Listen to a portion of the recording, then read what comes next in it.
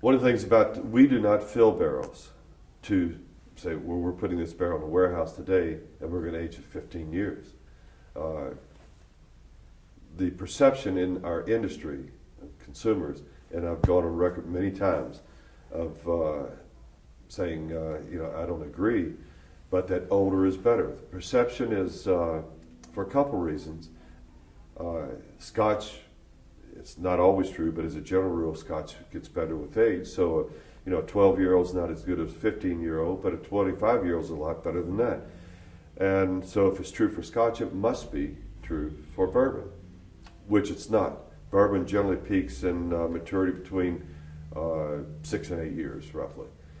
And we're totally different in the Scotch. And the other perception is that if it's expensive, the American way, if it's expensive, it's got to be good. And most of these single barrels are expensive. So when we start looking at, we don't, like I said, we don't put barrels in a warehouse just to acquire age.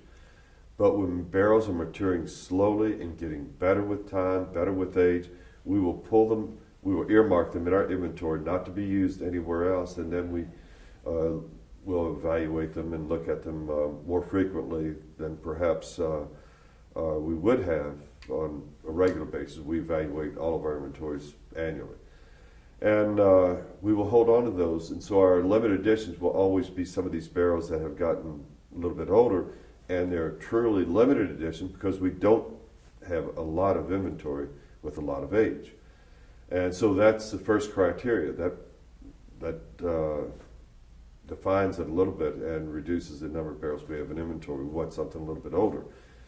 And then we look at the recipes that have this age, and then we just start, it's trial and error.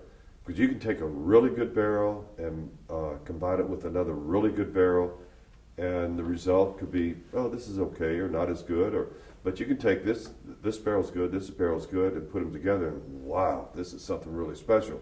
You don't know this until you try them. So we go through months and months of trial and error of recipes, combinations, different percentages of all the recipes we have. It takes us about a year to come up with the recipe we will use.